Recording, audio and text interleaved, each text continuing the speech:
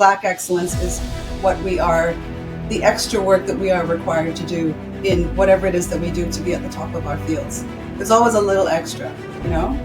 Okay, so that's like, we as black parents have to tell our kids, you can be as good as anyone, but you have to work twice as hard, to My dad would say 10 times. 10 times. My father would say 10 times, not twice, 10. tell me throughout the years, from if you go back 10, 20 years ago, do you think black women are more got their place in society, are more respected now versus 20 years ago, for example? And if not, what else do we have to do to help black women to establish themselves in a higher level, if you will? That's a really good question. I think that many of us have done well and continue to do well and continue to climb in the various vocations that we've taken on. However, I still believe there is a lot of work to do and there's still a lot of suffering. Hello, everybody. Welcome back again to the Overtop podcast. My name is Nick. Today's show is about someone very talented. She's from Toronto, Canada. She's an award-winning writer and poet, and she's a Black Canadian of multiple ethnic background. Her work explores spaces where music, dance, spirit, and culture kind of intersect. It's my pleasure to introduce you to Gloria Blizzard. How are you today, Gloria? I'm doing great. I'm delighted to be here. Thanks for the invitation. No worries. That's my pleasure. Finally, we get to talk. Gloria, it's one thing that I want to ask you first is, as both of us are black people, there is one expression that I keep listening, and I saw one of your interview, you touched that, which is about excellence versus black excellence. I wanted to ask you, why do we, in the 21st century, we still have to separate excellence between excellence, generally speaking, and black excellence? Why not just excellence? Well, in my thinking, excellence is the answer. That is excellence across the board. Unfortunately, certain things are kind of imposed upon us where we have to say this, and so it's kind of my thinking that excellence is just across the board. But black excellence is what we are, the extra work that we are required to do in whatever it is that we do to be at the top of our fields. There's always a little extra, Okay, so that's like, we as black parents have to tell our kids, you can be as good as anyone, but you have to work twice as hard, to. My dad would say 10 times. Say that again? 10 times. 10 times. My father would say 10 times, not twice, 10. that is true. That is true. And we as we are adults, as a black of black descent, yes, we go through that. We have to be, very, very superior to other counterparts. So for us to get that recognition. Speaking about your father, it's interesting. One time you said, well, I can't talk to you about my father, but I cannot talk about my father without talking about my mother. Explain that. Yeah. I mean, my father was extremely accomplished in his field, i.e. he was a doctor, he was a specialist in aviation medicine, he was a jet pilot in the Canadian Armed Forces. He was many, many things.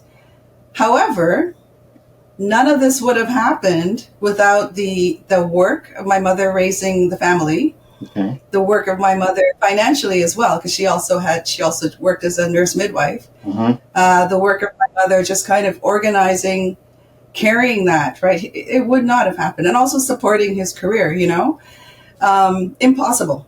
Okay. So my book is dedicated to my mother because I feel like her story is such an important part of the discourse of the accomplishments of my father, the accomplishments of men. There's always someone else working as well. Correct. That's interesting. And your parents came to Canada in 1958, correct? In the 50s, yeah. I don't remember exactly the the time, 50 early, mid-50s. Mid 50s. Well, I got that Yeah, from somewhere 1958, mid 50s. Let's stay there. And right. what if you know the background? What prompted them to come to Canada, to immigrate to Canada? It's long. Do you want to hear it? Of course, I have time. This is why we're here. Okay. Well. In Trinidad, in the era of my parents, in order to get further education, you had to win an island scholarship. My dad won an island scholarship. He went to Edinburgh, Scotland. He studied veterinary medicine, and he came back to the island, Trinidad and Tobago, to practice, and met my mom and so on. However, he didn't want to stay there in doing animal medicine. He wanted to do human medicine. So the intention was to get a veterinary job in Canada and then go to med school. However, Canada wasn't looking for vets. Okay. However, they were looking for nurses. So because my mother was a nurse, they were able to get to Canada, and my dad was able to further his studies. I see. Very good. And I do understand that your father, went through some challenges too, because at some point in the military, he wanted to transition from being a vet, to becoming a medical doctor, but there was some challenges in between. Can you tell us about that? Some challenges, what? To transition, to become a doctor, a medical doctor, because he was... Oh, yeah. So basically, they came to Canada on my mother's abilities as a nurse. My dad practiced as a vet in Canada, and he taught at the University of Guelph as well. And then he applied to med school. Correct. And of course, there were some challenges. He was turned down from many med schools because they said, you already have a career. What do you want? So eventually he was finally accepted into the University of Western Ontario and was able to pursue his studies there. Great. You are now an award-winning writer, and you're a person that is well known. And seems that your latest book, Black Cake, Turtle Soup, and Other Dilemmas, is doing well. But that's not how everything starts. That's the book. I'm gonna put that up there so we can see. Great. But didn't start that way. So you studied science first. But on that process, until you get to decide, okay, my passion is writing, was a kind of a discovery process, where at some point you believed that you didn't belong to science. I mean, can you tell me if that decision, that feeling of not belonging, that was a personal, internal process or decision? It had to do with the pressure from outside, from society. Tell me a little bit about that, Gloria. I would say the pressure to do science was inside. It was internal. It was familial. Like, be a doctor or a nurse. And I ate that, and I followed through as much as I could. However, through all of my childhood, I was artistic. I was a classical guitarist. That was my passion for many, many years. And I got to third year biology, science studies, and kind of went, I can't do it. And I was so afraid to tell my parents. Didn't want to continue. Can you imagine? Oh, yeah, I can imagine. You don't want to do science anymore. You want to be a poet. Back then, oh boy, yeah. Right. So that was the huge challenge, was telling the family that no, I actually don't want to do that, and going off and studying fashion design, and eventually making my way to poetry, and then back into music in a different way. Back into music as a songwriter, singer-songwriter. And eventually, I did that for many years, did recordings and so on, performing in various venues. And eventually, I discovered playing samba.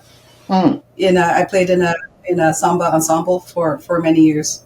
Wow. So it was a long, long journey. And then the writing the book came way after that, right? Yeah, I know that. But the interesting thing is, I have to ask you is, which one came first? Because, as I said at the beginning, your work intersects with music and dance. But first, was it a passion for music and dance, then the writing research about that, or was it the other way around? I would say music was first. Oh, okay. Music was first. I was a guitarist first, a classical guitarist. There was a Brazilian composer. His name is Heitor Villa-Lobos. And his work was transcribed for classical guitar. So I played that. And that led me into explorations, deeper explorations in the music, the Brazilian music, and specifically into samba and playing music. And at the time, I was also writing, because I was so into music, jazz, different genres. I was also writing about music for magazines. Oh, okay, okay.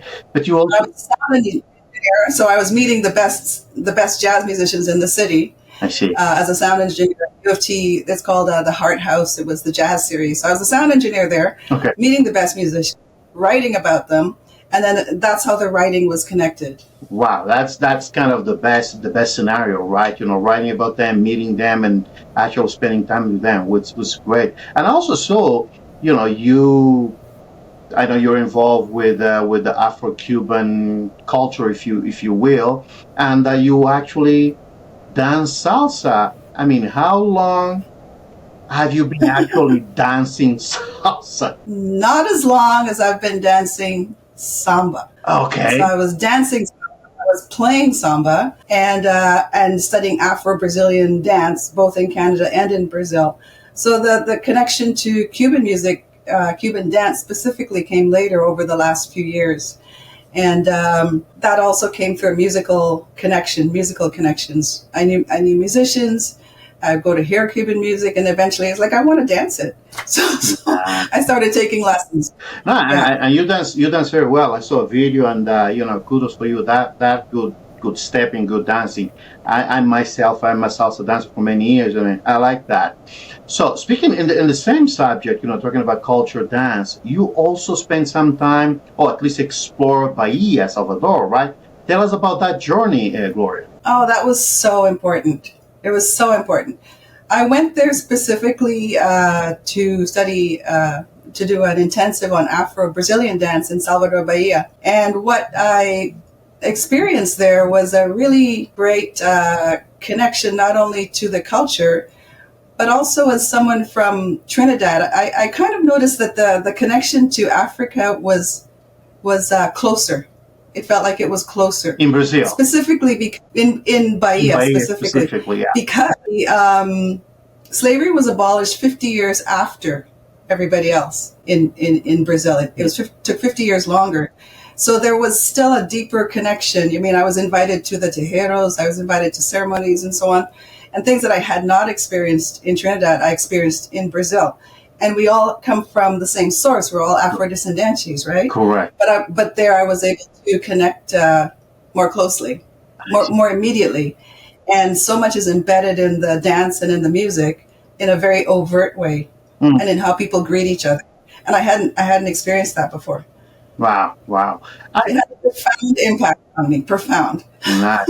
Are you going back at some point to visit, or that's it? And twice. Oh, you went twice. Okay, okay.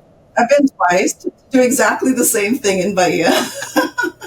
So maybe I'll explore another part of Brazil. I don't know. That's good. I've never been there. I know a lot. I mean, I'm planning to go there one time because there is outside Africa, as you well know, is the place with more black people in the world, really, outside Africa. So it's interesting culture based on what I read, what I see. Yes. The other thing, Gloria, I want to ask you is, you go to different places where there's black people in the Caribbean, in South America. I don't know, but seems that interest in getting that link with Africa has different grades of intensity, even grades of interest, if you will. I don't see that, for example, in North America. Black Americans, their fight is to be more like recognized as Americans of black descent. But you go in a place like Brazil, and tell me if I'm wrong. I don't know how it's in Trinidad. I've never been there, but in Brazil, it's kind of a different interest, different connection they are looking to establish with Africa. Tell me what you think about that. I guess it depends on where you are, right? Like in Salvador, there's a very overt movement of people to connect and to honor their African roots. Like there's a beauty contest held every year, and it's for the most beautiful black woman. And Hmm. black women are like, I think an American woman actually won one year. A black American woman won. So there's it's not really new, but it's more overtly celebrated. Correct. And I mean, so many of these cultures are deeply racist. So to do these things is incredibly courageous. Yeah. You know, It is. it takes a lot of courage to stand up and to celebrate these things when the culture tells you that it's not necessarily worth so much. And even Brazilian culture is extremely racist, right? Yes, it is. It is. I know that their struggle, if you will, is intense because yes, they're deeply entrenched, racism in Brazil. We all know that, and I interview people here, Brazilians of African descent. They always mention that. Speaking of Yes. blackness, speaking of women, you are an accomplished woman, Gloria. You write a book, you write articles, so you have your place as a professional. Tell me, throughout the years, from if you go back 10, 20 years ago, do you think black women are more got their place in society, are more respected now versus 20 years ago, for example? And if not, what else do we have to do to help black women to establish themselves in a higher level, if you will? That's a really good question. I think our struggles remain. I think that many of us have done well and continue to do well and continue to climb in the various vocations that we've taken on. However, I still believe there is a lot of work to do and there's still a lot of suffering. And there's still a lot of overwork expected of us. Okay. That we were talking about, you have to do 10 times more and all this stuff in order to be successful. Right. There's still a lot of that. So one of the most radical things I've heard is there's someone on Instagram and she calls herself the nap ministry. Mm-hmm. And she talks about how rest is revolutionary. So I don't think we should be working 10 times as hard as everyone else all the time. We also need to rest. Yeah. We also need to take care of ourselves. So there's there are two things going on. Revolution can be taking a nap or taking care of oneself or putting oneself first at times. Not just working so hard and trying to climb. Like it can be other things. Exactly. That can be success as well. Being mentally and physically and spiritually and emotionally well. That's revolutionary. That's a whole new approach that I've heard. Yes, that makes sense, because as an immigrant myself, it sometimes feels as we don't stop because we're always trying to reach whatever higher level we believe we're supposed to be. And mentally, sometimes, that's very bad for us. It's just, it's the material, because I came here to succeed. Makes sense. I'm going to check this guy out. Is it a guy or a girl? A woman, yeah, the nap ministry on Instagram. She's genius. Sounds like she's like, take a nap, Yeah, napping, taking care of your body and of your brain is that revolutionary. Like the world is telling you not to. The world is telling you to consume. How about you don't do that? Yeah. Huh. That's interesting. Let's talk a little bit about Black Cake, Turtle Soup, and Other Dilemmas, which is your latest book that came out in June 2024. Is a 224 pages book, and it's a collection of essays. So, Yeah. on the book, it's kind of you mix, it's like a mix of memoir, cultural history, spiritual exploration. What I want to know is, how were you able to bring all those pieces together, and what challenge did you find, in the process? That's a very good question. So the challenge was accepting that they all go together. Okay. They're not actually separate, and it was relatively straightforward for me to integrate them. The challenge was accepting that as a valid route, a valid path, i.e. history intersects the recipe in Black Cake. Okay. Like none of the ingredients for Black Cake are indigenous to the islands. So just in talking about my mother and talking about making cake, I'm also talking about history. They're not separate. Uh-huh. And so that's going on all through the book. I'm talking about dance, but I'm also talking about the history and gesture, and I'm talking about the African history in the gestures of the orishas. Like, you can't separate these things. And my joy of discovering dance, or my joy of playing music, is also connected to so many other things. It's based on where I'm sitting at that time, or even studying education, working in educational facilities as a student, and being exposed to all of the racism that's kind of embedded in the learning and in the buildings that we're studying in. You can't really separate the things. And so my challenge was only accepting that this is a valid way to write. Smart way to answer that. You mentioned the black cake recipe, which serves throughout the book, serves kind of a metaphor, right? How was it? I mean, how did you realize the symbolism of the cake recipe, and as you were writing, how did that evolve? I think I've always questioned these things. I was an annoying child, I think, because things were never simple to me. They were never simple. Like, even in the essay, I talk about turtle soup. Our neighbors, they make us some soup and they bring it to us, and I'm the kid who refuses to eat it because it's a turtle. It's the pet that was out back. So I was always questioning these things, and the writing of the book allowed me to look at them more closely, to kind of tease apart these feelings and these impulses and these choices that I made from the age of 5. Wow. To look at them and why did that happen? What was I kind of objecting to? What was I seeing? What was I feeling? And kind of untangle those knots, because I'm still the same person. Right. the 5-year-old who wouldn't eat the turtle, and I'm still that. Well, yeah. Your critical thinking came out very early in your life. That's interesting. In the book, you also touch on the dynamic of mother and daughter relationship.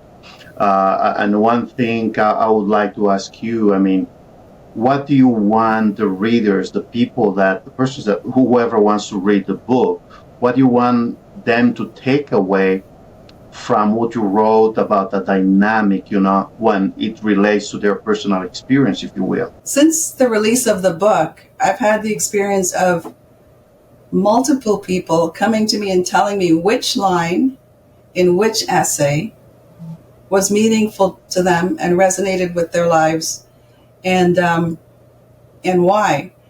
So it's almost as if I put the book out, and people tell me what's meaningful to them.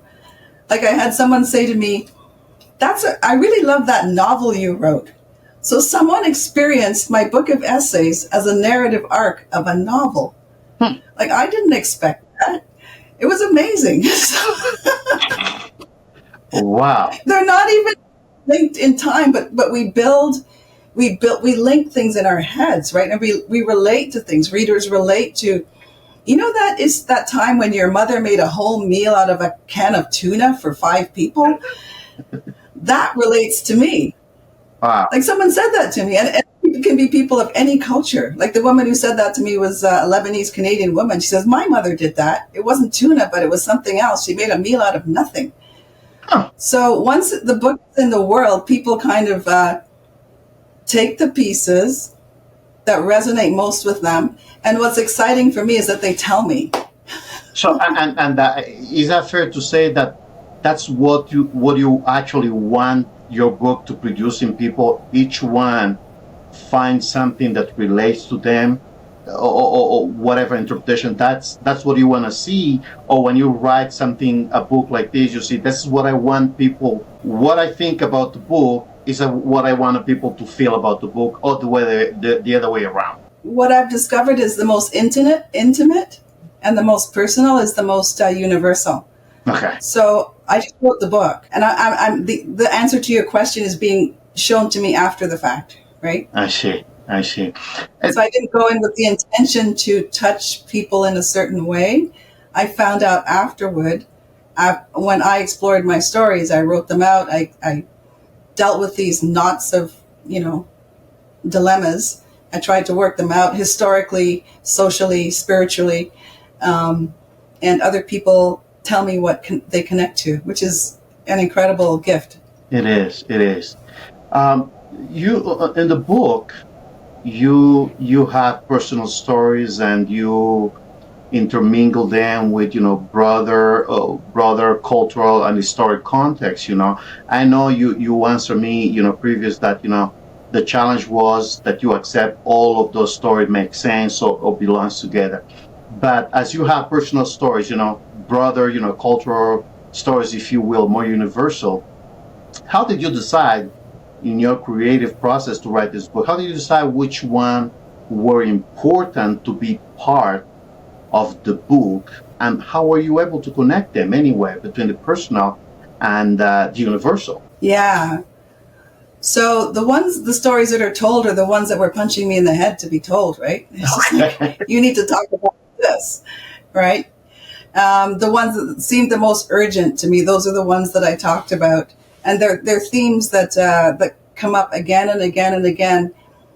Those are the ones that I explored in the book. Yeah, and a major theme is the crossroads of all of these things. The crossroads of culture, music, dance, genre, spirituality.